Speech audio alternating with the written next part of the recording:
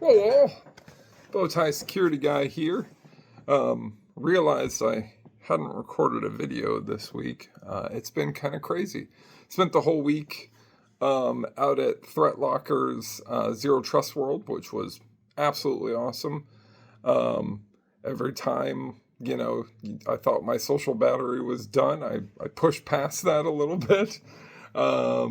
Went on a ton of different podcasts, got to meet a lot of new cool people, and just overall experience kind of this really beautiful kind of community of cybersecurity nerds, sharing their knowledge and kind of getting obsessed. Got to watch Adam Savage talk about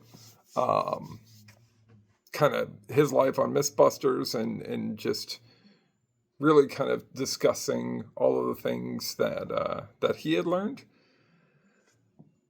As you're kind of going through life, and if you're kind of stressing out about like a public presentation or anything like that, realize no one remembers what you say.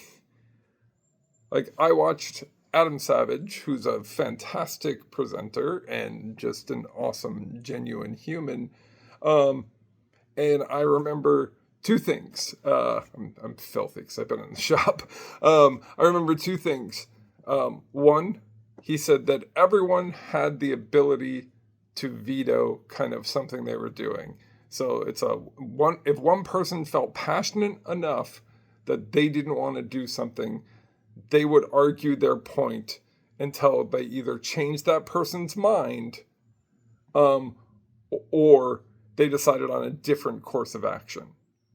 I'm definitely going to implement that within my teams because I think that's really awesome to kind of be able to challenge the status quo and then kind of really hone in on that, reality of like one person can stop the whole thing because they don't feel it's right or it's the right move. I think that's cool.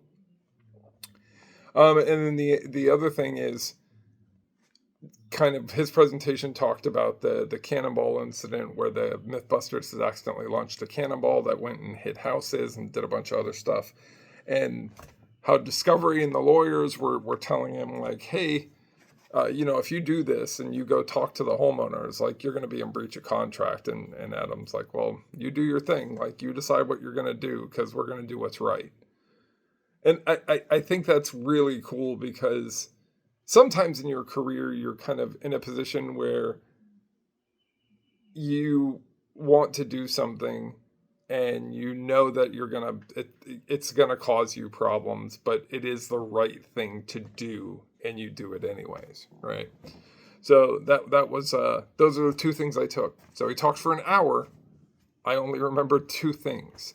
And the reason I tell you that is because if you're struggling to present, if you're worried about, oh, I might say something weird, if I might say something stupid or something like that, it's okay. Like, perfection is absolutely overrated. It's not something that you should concern yourself with, and it's not something you should try to chase because it's a delusion. It's something that we've created ourselves as opposed to something that's actually real. So next time you kind of get up there, just remember that. Like, even if you're an amazing presenter, people aren't going to take everything with them. They're only going to remember key little parts that are pertinent to them.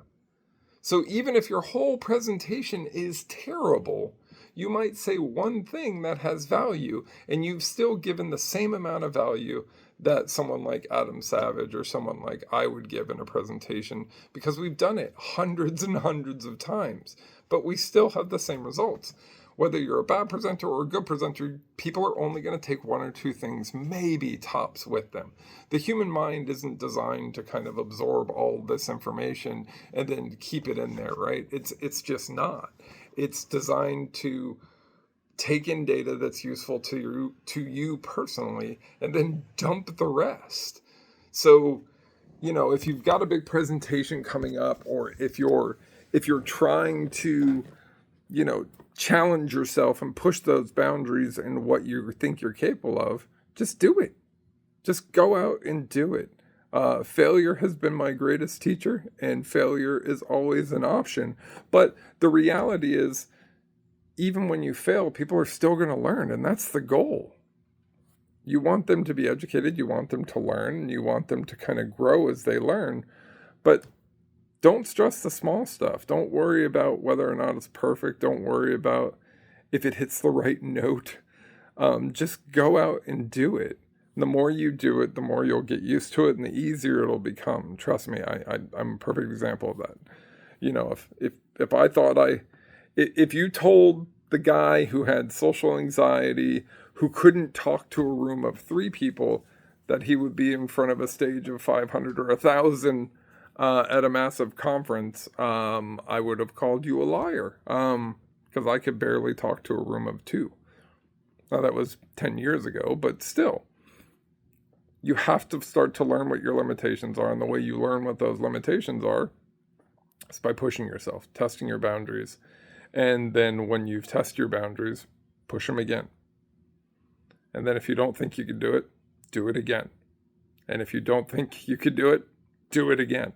Never stop trying, and you've never actually failed. You're just kind of tweaking things a little bit as you go through, and that allows you the ability to kind of function and do the things that you want to do. So don't go and beat yourself up if it's not perfect. Don't, if you record your presentation and you hear yourself talking and you hate the sound of your own voice, that's science. Science tells you you're supposed to hate the sound of your own voice because we are used to hearing it through our bones. But other people hear it externally, and when you hear it externally for the first time, you're quite bothered by it. That's all I got. I hope you all have a wonderful week. I'll get back to regular content kind of next week in the podcast and stuff, but I was just socially exhausted, and I needed to escape into my workshop for a bit and talk to no one and literally do nothing. All right then. Good luck out there.